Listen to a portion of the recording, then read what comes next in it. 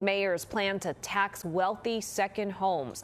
PIX11 senior political reporter Henry Rosoff spoke with the mayor and the attorney who's representing a number of homeowners who say that they have been unfairly targeted by this tax. Henry Rosoff is joining us live on the Upper East Side. And Henry, what did the mayor say? Yeah, I was able to ask the mayor point blank when he spoke with me exclusively today if he was really backing off anything with this second home tax after a judge really slapped down the way that the city had been implementing it in a ruling that was put out just yesterday. Here's what the mayor had to say.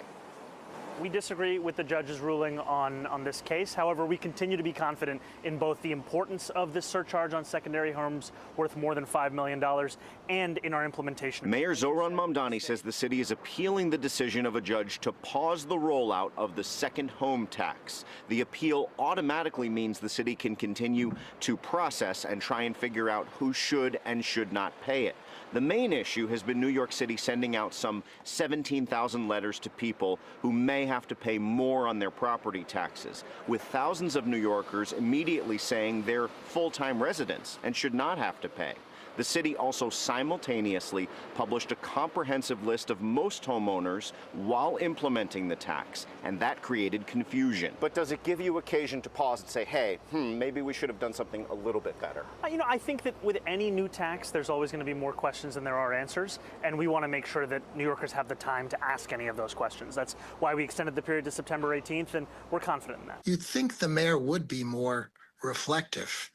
Take a pause, decide to get it right. Former New York City First Deputy Mayor Randy Mastro is leading a lawsuit against the way Mayor Mamdani is implementing the new tax. He's a longtime New Yorker himself who received a letter saying he might have to pay more on his property taxes. Mastro continues to maintain this should not be difficult for the city to figure out without people having to prove they're actually New Yorkers. Sometimes you just have to admit you screwed up, and we're going to do it over and get it right. They can still get it right. It's easy to figure out who has a primary residence here. It's the people who actually pay New York City taxes.